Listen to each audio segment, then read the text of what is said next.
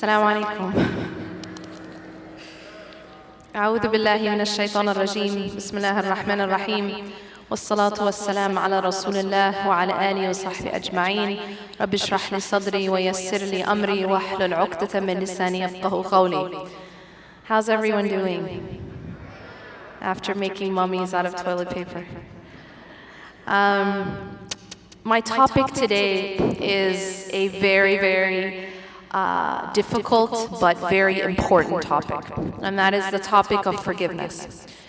I want to break down this topic and talk about first the definition of forgiveness, why forgiveness is so important, and then talk about how we can begin to forgive. First of all, it's very important for us to define the concept of forgiveness. And the reason why it's very important to define the concept of forgiveness is that oftentimes people misunderstand forgiveness as being a victim. So what do I mean by that? Sometimes people misunderstand the concept of forgiveness as being the same thing as turning the other cheek. Turning the other cheek means that if you come to me and you hit me on one cheek, I turn my cheek so you can hit me on the other. Okay? That is not an Islamic concept. Turn the other cheek is from different religious backgrounds, not our deen. And so I want to, from the very beginning, define forgiveness correctly. That forgiveness does not mean that you continue to allow yourself to be abused. That forgiveness does not mean that you continue to allow yourself to be mistreated or oppressed. Our deen is not a deen of injustice. It does not allow for injustice. It does not tolerate injustice or oppression. In fact, we are told in our deen that part of Iman is taking action against injustice. The Prophet ﷺ said, if you see something wrong, you should try to change it. He doesn't say, if you see something wrong, then turn the other cheek. He doesn't say, if you see something wrong, have sabr, sister. He doesn't say that. He says, if you see something wrong, you should try to change it with your hand. And if you cannot, then with your tongue.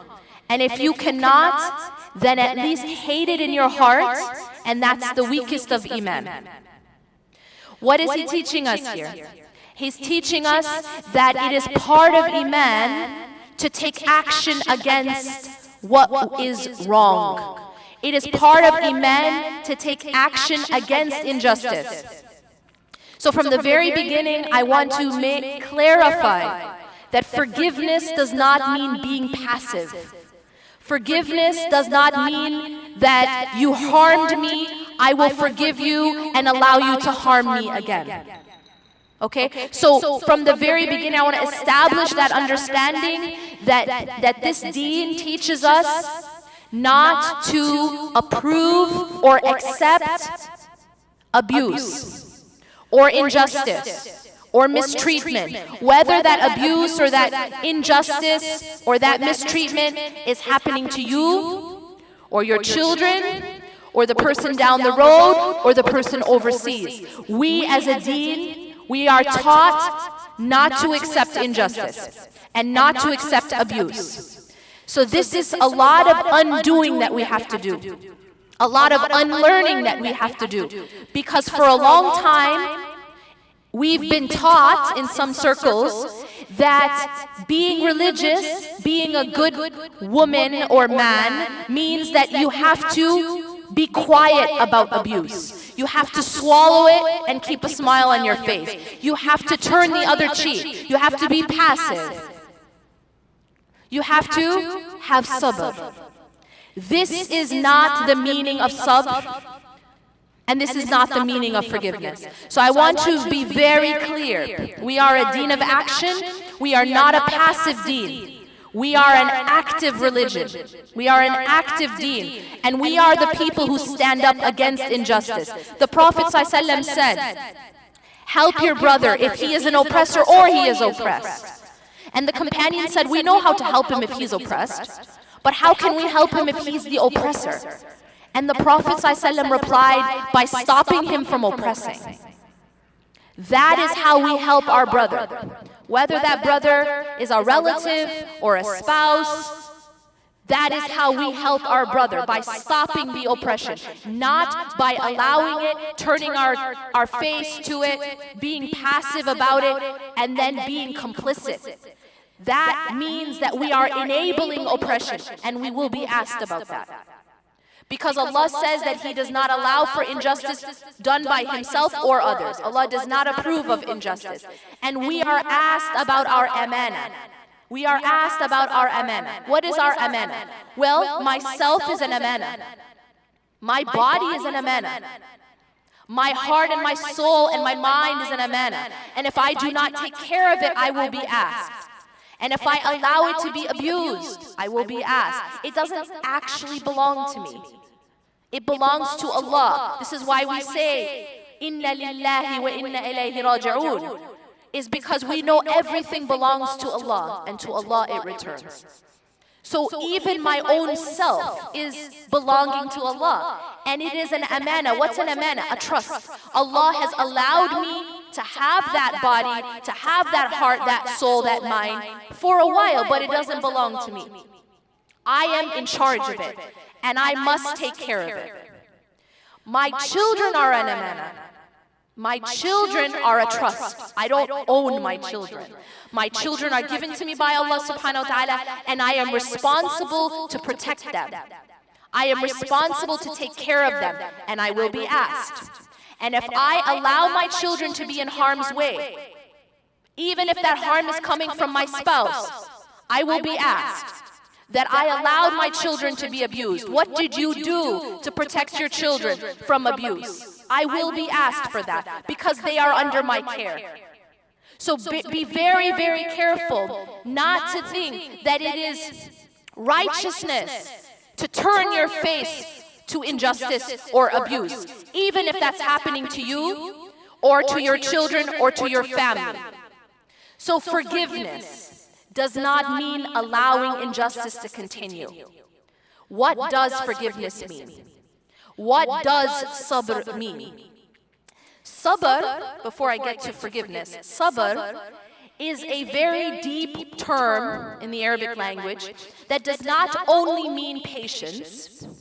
Sabr also includes perseverance.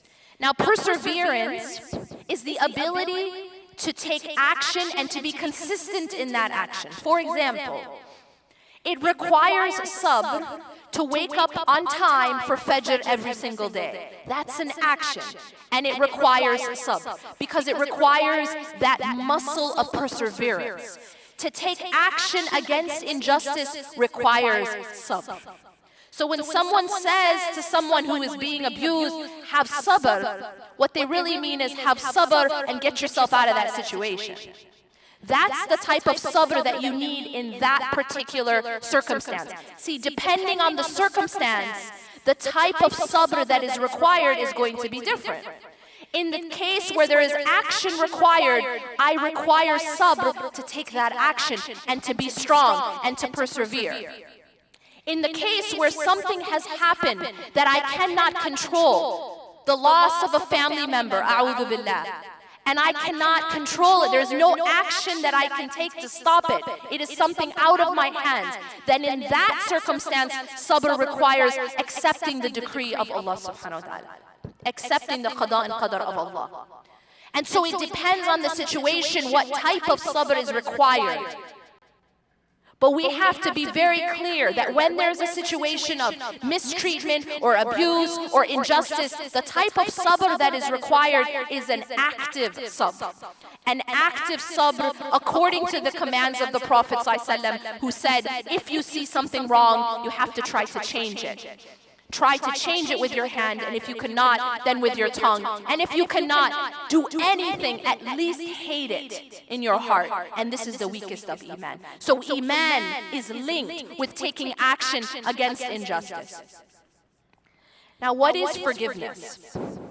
If forgiveness doesn't mean I allow you to continue to abuse, then what is forgiveness?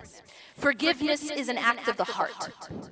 Forgiveness means that if you harmed me, I will forgive you in my heart, but externally I will take action to make sure it doesn't happen again. That is part of the whole picture. Forgiveness doesn't mean that I forgive you inside and then you continue to abuse me. Forgiveness means I will forgive what has happened in the past, but I will make sure it doesn't happen again in the future. We are a religion of action. Now, why should we forgive? What are the things that keep us from forgiving? A lot of times, we cannot forgive the wrongs that have happened to us in the past because we feel that certain people don't deserve our forgiveness. Yeah, sound familiar? But he or she doesn't deserve my forgiveness. About that, I want to tell you guys a story. So at the time of the Prophet ﷺ, Aisha radiallahu anha, as you know, was accused of being unchaste. And this rumor was being spread about Aisha radiallahu anha. Now her father Abu Bakr radiallahu anh found out that one of the people spreading the rumor about Aisha radiallahu anha was a relative. And not only was he a relative, but he was a relative that Abu Bakr radiallahu anh was financially supporting. Can you imagine that? So not only is this a relative who's slandering or helping to spread the slander about your daughter, but it's a relative who you're helping out financially. Can you imagine what our response would be? Well, Abu Bakr didn't go out and seek revenge. He didn't go out and hire a hitman. All he did was stop the financial support. The financial support. Now, what happened when he did that? Allah subhanahu wa ta'ala revealed an ayah in the Quran in which he addresses Abu Bakr radiallahu anhu, وَلْيَعْفُوا وَلْيَصْفَحُوا أَلَا تُحِبُّونَ أَنْ يَغْفِرَ اللَّهُ لَكُمْ. Let them pardon and overlook. Now this, I want to pause for a second. Allah is telling Abu Bakr radiallahu anhu to pardon and overlook with regards to the financial support. With regards to the financial support. Now keep in mind, this isn't about allowing this man to continue to abuse because Aisha radiallahu anha was proven innocent. But now it was about the financial support, the forgiveness in his heart. And he says to him, Allah says, let them pardon and overlook. Now this is where we usually would say, why should I? Why? This person doesn't deserve my forgiveness. This person didn't come and apologize and try to make up for it. Look at the next part of the ayah. Allah says, أَلَا تُحِبُّونَ أَنْ يَغْفِرَ اللَّهُ لَكُمْ. Do you not love for Allah to forgive you? And therein is the point. Allah subhanahu wa ta'ala is teaching us a very important principle here. And that is that how I treat others becomes a reflection of how Allah treats me. I'm going to repeat that because it's so important. How I treat others is a reflection of how Allah will treat me. And so the point here, Allah wasn't saying forgive him, pardon, forgive, because he's really, really sorry. He didn't say pardon and forgive because he apologized. He took the man out of the equation, Allah. Allah is not talking about the man right now. He's saying, أَلَا تُحِبُّونَ أَنْ يَغْفِرَ اللَّهُ لَكُمْ. So now, this transaction is not between Abu Bakr radiallahu anh and the one who hurt him. This transaction is between Abu Bakr radiallahu anh and Allah subhanahu wa ta'ala. And that is the point. It shifts the focus of how we treat people. Because when we're treating people, we're doing it for Allah. And not only are we doing it for the sake of Allah, there's another step further here. And that is that you treat people. You know the golden rule, what is it? Treat others as you would want them to treat you, yeah? There's a different rule here. We'll call it the platinum rule, okay? Treat others as you would like God to treat you. That's more powerful. Treat others as you would like God to treat you. This is why we are told again and again, this connection. The Prophet ﷺ said, have mercy to those on the earth, and the one in the heavens will have mercy on you. In another hadith, the one who does not have mercy on people will not be shown mercy by God. That connection. And that connection is made in this ayah.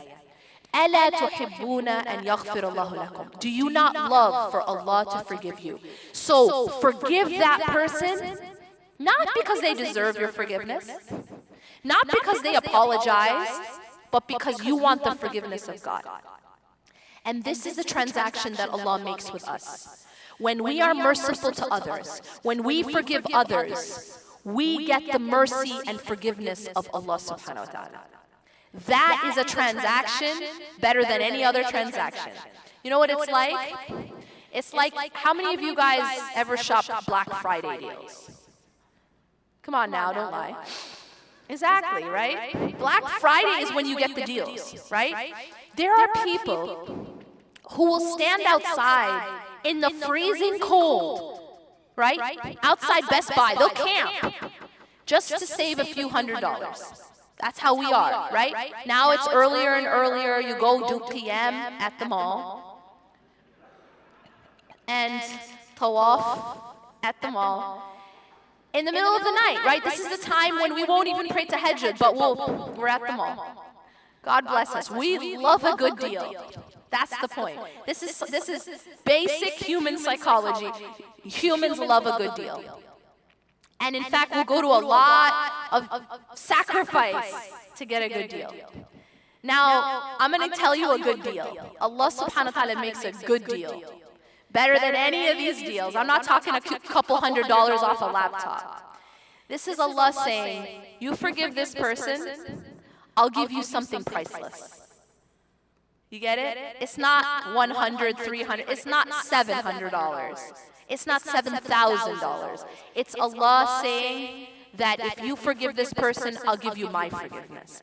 And the forgiveness of Allah has no price tag. It's priceless. In fact, the Prophet ﷺ said that no person will enter paradise by their deeds alone. No one will enter paradise by their actions alone. And the companions asked him, even you, O Rasulullah? And he said, even me, except that Allah has mercy on me.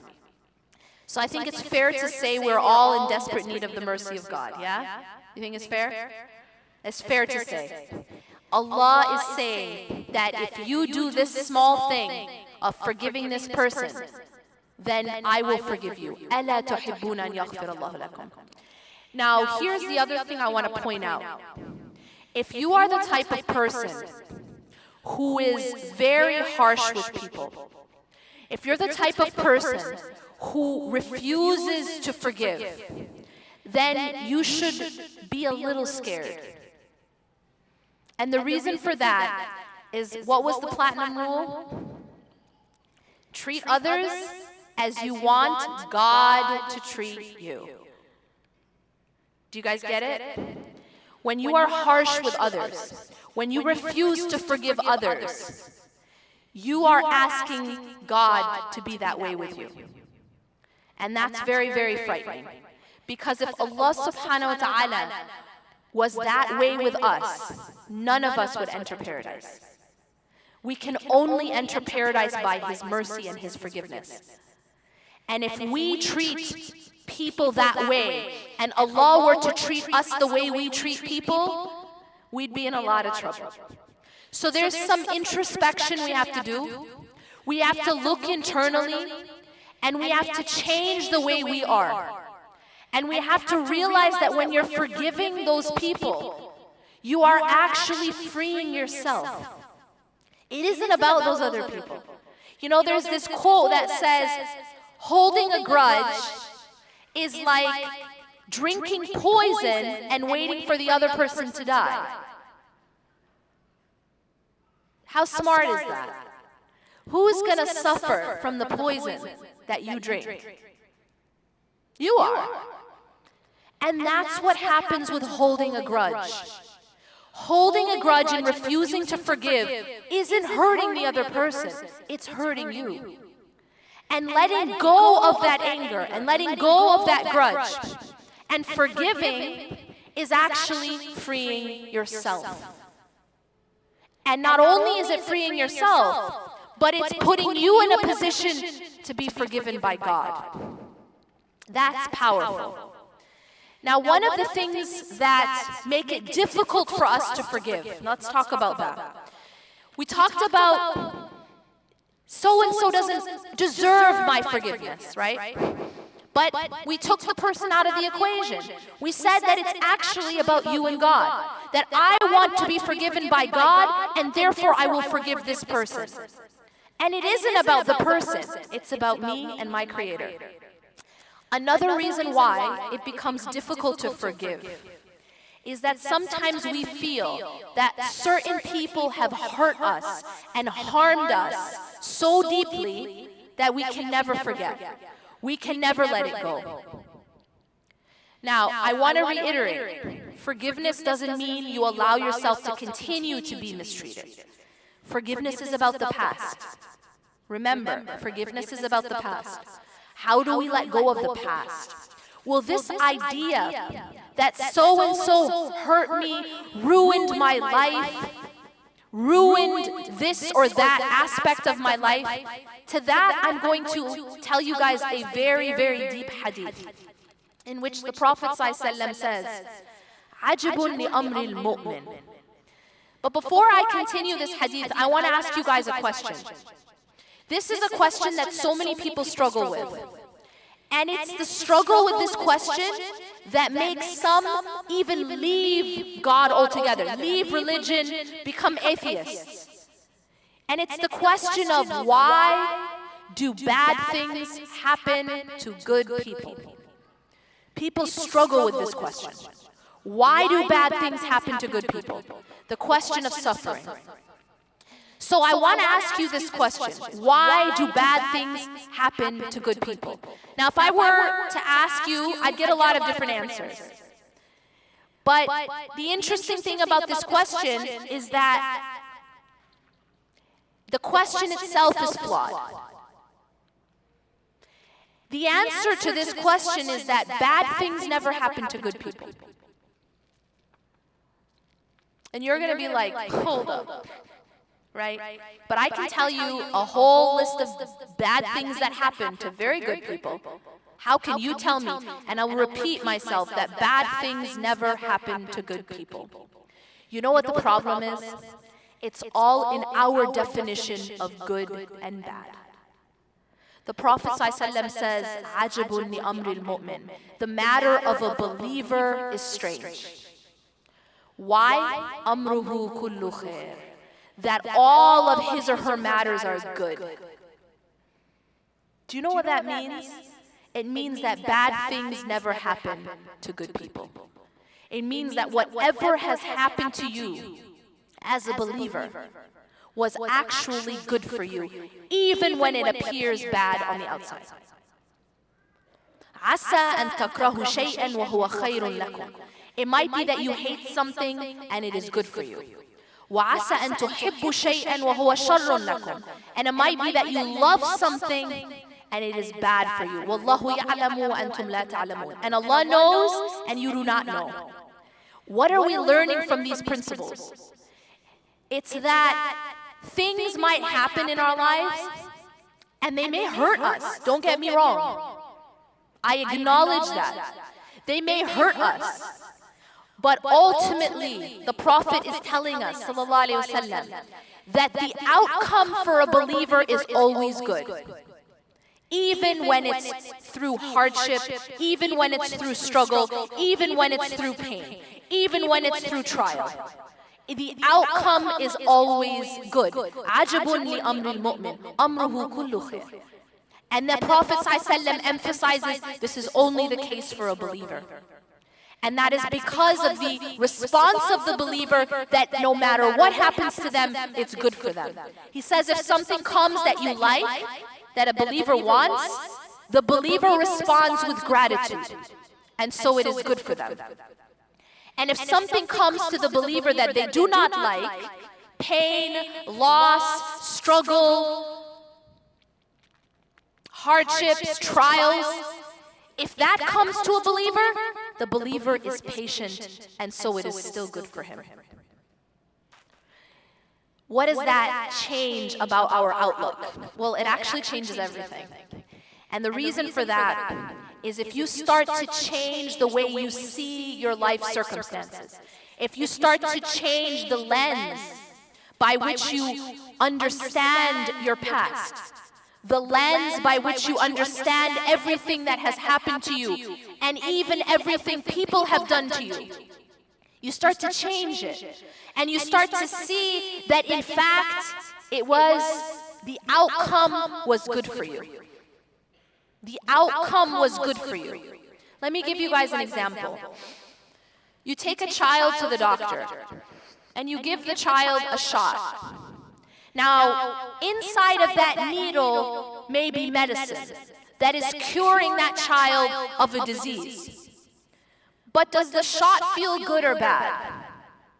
It feels bad, right? It hurts.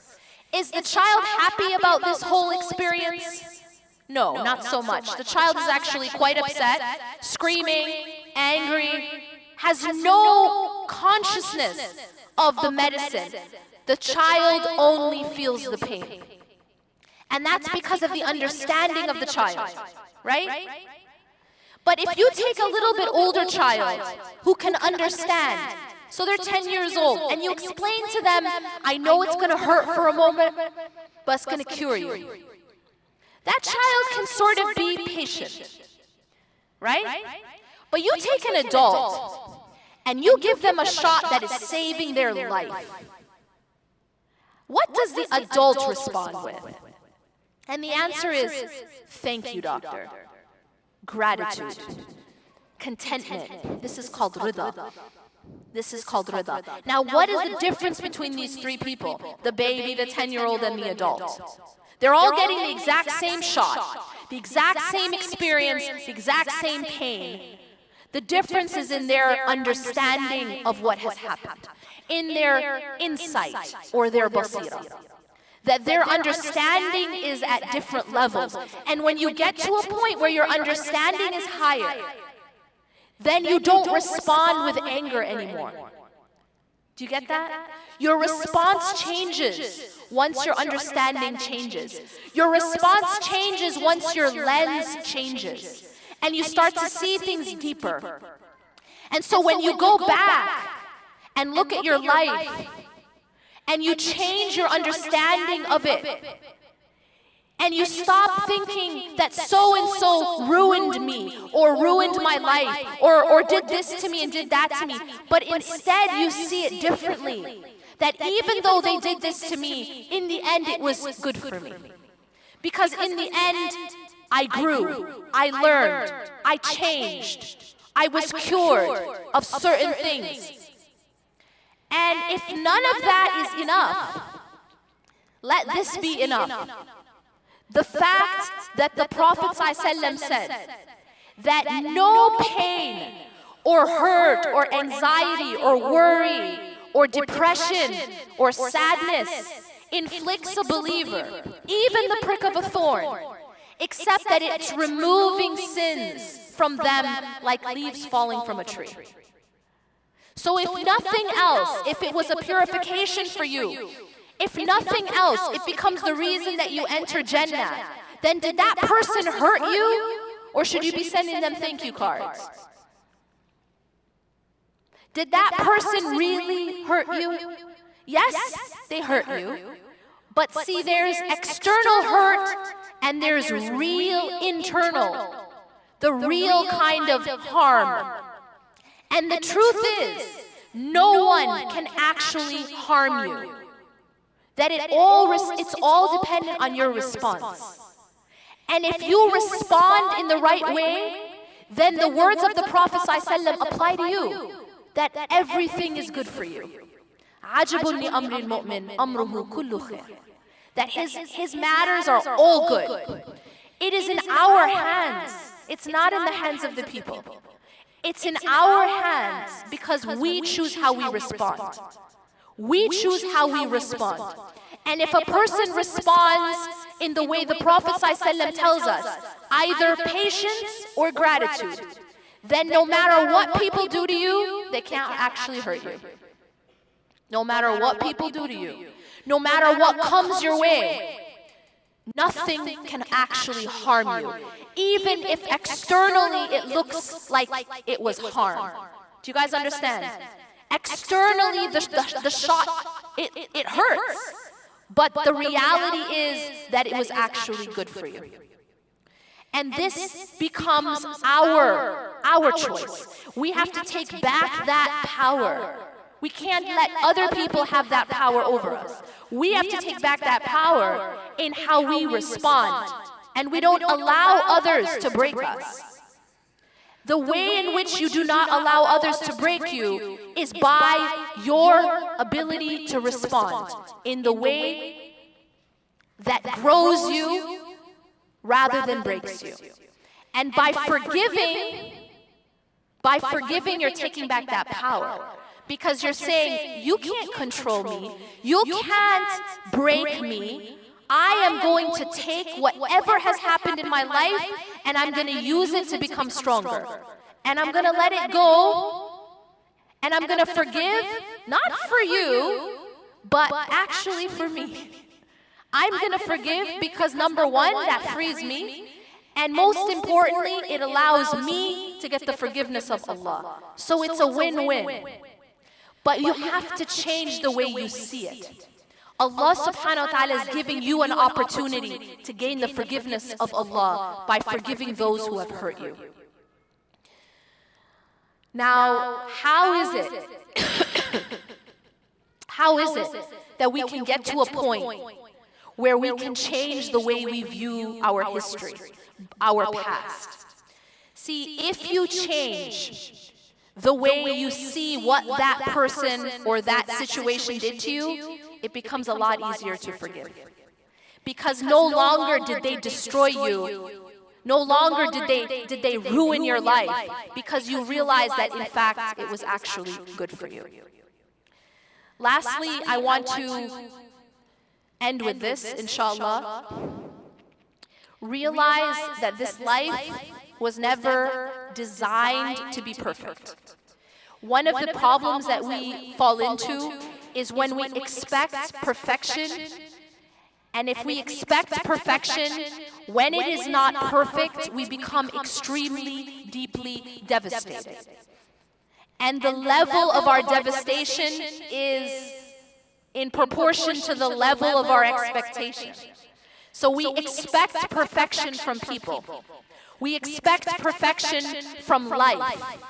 And life isn't perfect and people aren't perfect. And so it becomes a lot easier to forgive when you have the proper expectations. See, if I expect, it's kind of like, I'll give you a strange analogy, yeah? We live in America and we're used to a certain level of luxury.